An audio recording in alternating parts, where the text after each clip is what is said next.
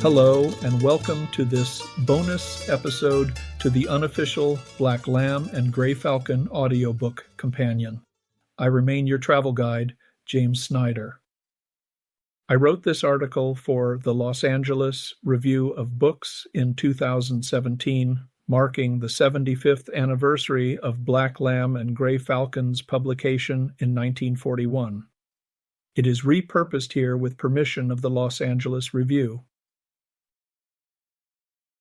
In 2000, the Modern Library listed Rebecca West's Black Lamb and Grey Falcon, published in 1941, among the 20th century's greatest works of nonfiction. Until recently, this was not an extraordinary assertion to make. Jeff Dyer, writing in The Guardian in 2006, called the book one of the supreme masterpieces of the 20th century. In 2007, Condé Nast Traveler named it among the top 86 travel books of all time. Diana Trilling, speaking after West's death in 1983, said it was surely one of the very greatest books of the last 50 years. Virtually everyone who has read it declares it to be West's undisputed masterpiece. Richard Tillinghast, writing in The New Criterion in 1992, quotes from a variety of critics. One of the great travel books of this century, one of the great books of our time, and a major book in every sense. And yet, 2016 ended with only the photographer Dragana Jurisic commemorating the book's 75th anniversary. The rest was silence. There was no special edition, no retrospective conference, no editorial genuflection. Even the International Rebecca West Society appears to have missed the date. The conference topic for its annual meeting in late 2015 was a snoozer, Rebecca West and Dissent, the Politics and Poetics of Heresy.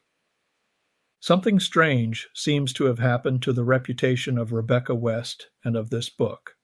Ignored by National Geographic and Smithsonian Magazine, Black Lamb and Grey Falcon is also missing from the list of 20 inspiring female travel memoirs compiled by girlversusglobe.com and from Trekkity.com's 125 Best Travel Books for Women.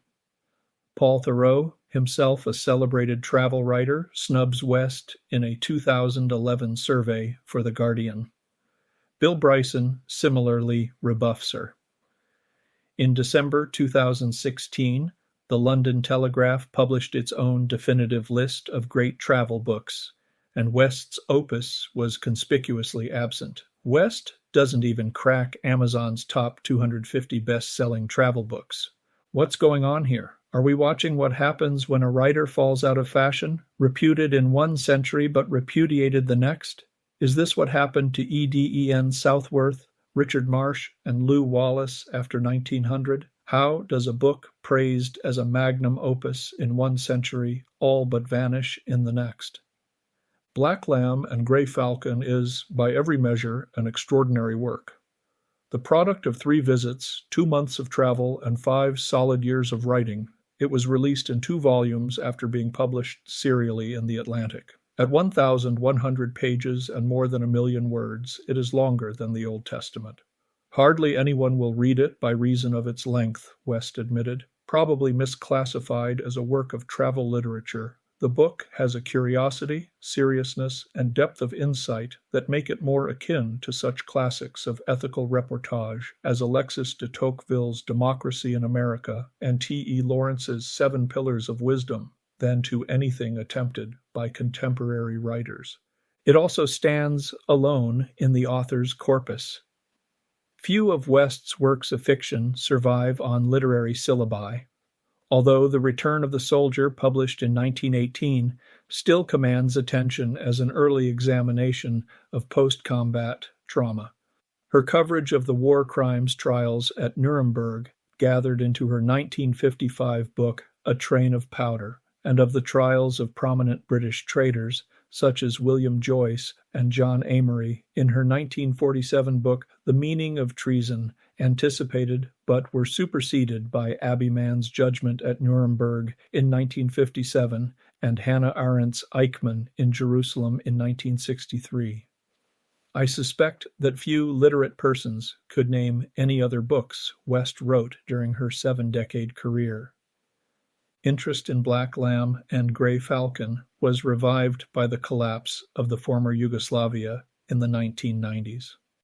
West dedicates the book to my friends in Yugoslavia, who are now all dead or enslaved. Occupied by Italy and Germany, the country fractured and fought on both sides of World War II, eventually emerging as a socialist republic under Josip Broz Tito in 1945. Following Tito's death in 1980, and especially after the collapse of communism in 1989, the country splintered again during the brutish wars of succession. The cosmopolitan city of Sarajevo was shelled into ruins by Yugoslav federal forces and Serb irregulars, the horror only ending with NATO's 1995 intervention in Bosnia and later Kosovo, a breakaway province of Serbia where Allied troops remain today. The United States and Europe dragged themselves reluctantly into this conflict. Responsibility for their reticence was attributed, stunningly, to West's epic tome. The late Ambassador Richard Holbrooke, who negotiated the end of the Bosnian War, blamed bad history or the Rebecca West factor due to her influence on decision-makers like Bill Clinton and Colin Powell, then chairman of the Joint Chiefs of Staff. In his 1998 memoir, To End a War, Holbrooke writes, "Many books and articles about Yugoslavia have left the impression that the war was inevitable. The most famous of all English-language books on the region was Rebecca West's monumental travel book. West's openly pro-Serb attitudes and her view that the Muslims were racially inferior had influenced 2 generations of readers and policymakers. It is very hard to imagine President Clinton and his top advisors taking the time to read this book. Indeed, Lord David Owen, whose proposals undergirded the Dayton Agreement ending the war, admits that he hadn't read enough. At the start of the fighting, I had dipped into, rather than reread, Rebecca West's account of her travel through Yugoslavia in the late 1930s. Holbrooke notes West's undisputed influence on a popular and timely work, Balkan Ghosts, published in 1993, written by itinerant journalist Robert D. Kaplan, who has been quoted saying he would much rather lose his passport than his copy of West's book. According to Holbrooke, Balkan Ghosts left most of its readers with the sense that nothing could be done by outsiders in a region so steeped in ancient hatreds. In response, Kaplan repudiated the notion that his writing was intended to influence decision-makers, since his reporting was done during the late 1980s, and Balkan Ghosts was published before the Wars of Succession had really started. For her part, West had been dead for over a decade and could not defend herself. Despite its regional focus, West's book appears to be an essentially English literary phenomenon. A complete Serbian translation by Ana Salic only appeared in 2004, and the book is not widely read in the Balkans, yet it continues to describe these countries and peoples in precise and compelling ways. During my own travels, I was delighted to see that West's poetic description of the River Drin in Struga, Macedonia, as much brighter than water as crystal is than glass, remains perfectly apt. In Belgrade, I walked through Kalemegdan Park, lined by the carved busts of the departed nearly great, enumerated by West. In Sarajevo, the dress of my Bosnian friend had already been described for me, a silk overall striped in lilac and purple and dull blue. West appears to have burst, fully formed, into British public life at a very young age. Born to what George Orwell described as the lower upper middle class, she threw herself into writing for socialist and feminist causes when she was still a teenager, rapidly developing a witty, cutting style. No one who met West, or became her target, came away with equivocal judgments about her. She personified the opposite of womanly virtues. She was outspoken, contentious, brusque, dismissive, Judgmental, openly sexual, she made enemies easily. One of these was H. G. Wells, whose nonfiction she excoriated. Charmed by her cheek, he took her to bed, but then refused to leave his wife when she became pregnant. For years, West told her son, the author and literary critic Anthony West, that she was his aunt. They would have a contentious relationship until her death. Recent scholarly and critical dismissals of Black Lamb and Grey Falcon have taken predictable tacks. West is not a historian, she is not a scholar, she is not even properly educated, having never attended university. The book's conclusion is wartime propaganda commissioned by the United Kingdom's Ministry of Information. Its sourcing is opaque and eccentric. A Belgrade government censor led the author around by the nose. She spent only a few weeks in the region before the war and never returned. But the most baffling accusation is West's putative pro-Serbian bias. Holbrook is not alone in making this claim. Brian Hall, writing in The New Yorker after the Dayton Accords, accused West of an infatuation with the Serbs.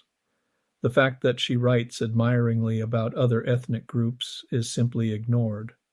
Hall cites a dozen lines from as many pages in this 2-pound doorstop of a book supporting his contention of Serbian bias. Here's one. There has been no fighting in our time that has had the romantic quality of the Balkan Wars that broke out in 1912. Other critics simply assert the bias with no evidence at all. In her own letters, West admits that the book is more or less pro-Serb, but only in relation to an unreliable anti-Serb who launched a libel action to keep the book from being published. In other words, West appears pro-Serb to someone who hates Serbs. The frankly bizarre accusation of pro-Serbian bias could only have been made during the 1990s Wars of Succession, which were spurred by Serb warlord Slobodan Milosevic and carried out by the Serb-dominated Yugoslav People's Army and Bosnian Serb irregulars. Serbia is not even noted in contemporaneous reviews of Black Lamb and Grey Falcon, and neither are, for that matter, the country's Muslims. The slaughter of Muslims in Bosnia and Kosovo, in other words, is a recent phenomenon, one for which West hardly deserves the blame, especially given how little read her book is in the region. West does attack the Ottoman Empire, which some contemporary commentators have viewed as an attack on Islam. But she is too discriminating to make such a basic mistake. Like any astute commentator, she distinguishes Islam as a religion from Ottoman and Turkish ethno-political forces, finding pleasures and provocations in each. She admires Turkish architecture, as well as the refinements and comforts of Islamic civilization. West is enamored of the uniqueness and beauty of the local cultures she encounters and scorns outsiders' attempts to crush or homogenize them. For example, she denigrates the former city hall in Sarajevo as an Austrian imperial imposition, stuffed with beer and sausages down to its toes. The minaret of the mosque beside it has the air of a cat that watches a dog making a fool of itself. Her aesthetic can be summed up in one word: authenticity. The first epigram of the book signals this quite clearly, quoting Jean Cocteau. I demand a true happiness, a true love, a true country where the moon follows the sun. On her trip through the region, West is accompanied by a Yugoslavian bureaucrat and poet she calls Constantine, who extols the federalist ideal while casting himself as a Serb patriot. This is quite strange because Constantine, whose real name was Stanislav Vinaver, was not born an Orthodox Serb, but was descended from Ashkenazi Jews who immigrated to Serbia from eastern Poland. He is a Serbian T.S. Eliot, a patriot from a foreign country. An exhaustive guide, he is prone to speech-making, as in his stout defense of nationalism. I do not think you will understand it, because it is very personal to us Serbs, and that is something you foreigners can never grasp. It is too difficult for you. We are too rough and too deep for your smoothness and your shallowness. Accompanying the party is Constantine's German wife, Gerda, whom West depicts as a forerunner to Hitler and whose legacy we can discern in the 1990s horrors of ethnic cleansing. Coolly dissecting Gerda's ideal program for making Europe clean and pure and Germanic by coercion and expulsion, West makes very clear her total rejection of the sort of intolerance for which Gerda stands. In Skopje, West observes Turks, Macedonians, Roma, and Albanians going about their daily routines together and is entranced. It's precisely because there are so many different peoples that Yugoslavia is so interesting, West explains to the peevish Gerda. So many of these peoples have remarkable qualities, and it is fascinating to see whether they can be organized into an orderly state. Gerda responds with contempt. How can you make an orderly state out of so many peoples? They should all be driven out.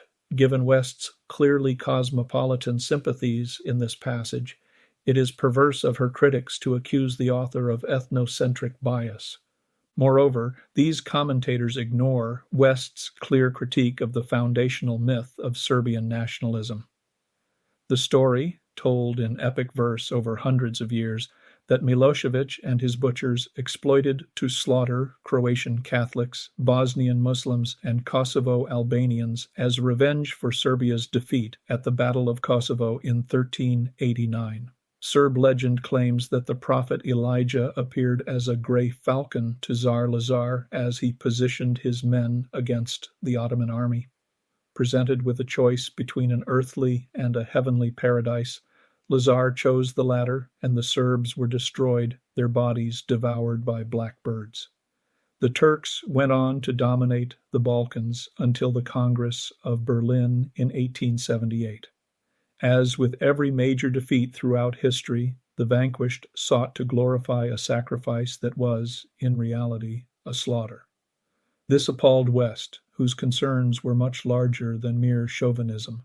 She writes, I said to myself, if it be a law that those who are born into the world with a preference for the agreeable over the disagreeable are born also with an impulse towards defeat, then the whole world is a vast Kosovo, an abominable, blood-logged plain where people who love go out to fight people who hate and betray their cause to their enemies, so that loving is persecuted for immense tracts of history far longer than its little periods of victory.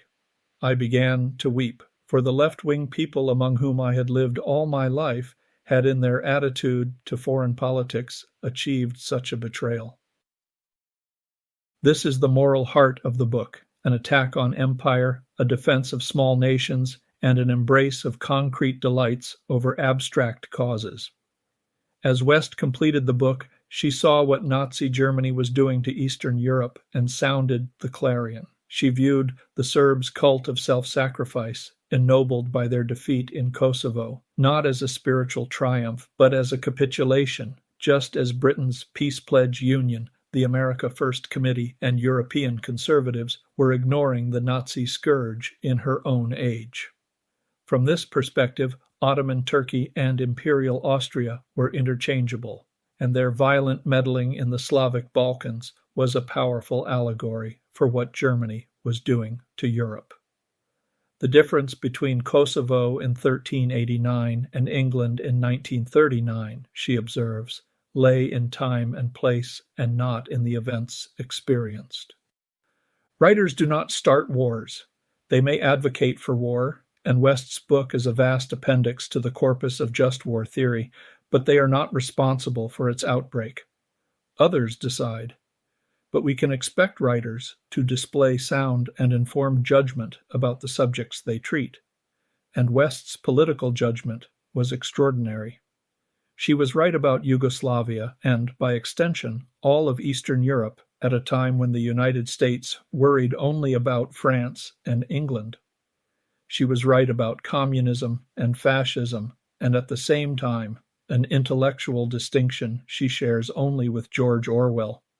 She was right about suffrage and feminism, and later about Margaret Thatcher. Ultimately, the work must stand by itself. West's uncompromising honesty, polyglot interests, wide-ranging sympathies, and inimitable prose make Black Lamb and Grey Falcon the unique, complex masterpiece that it is. It deserves to be rediscovered by a fresh generation of readers.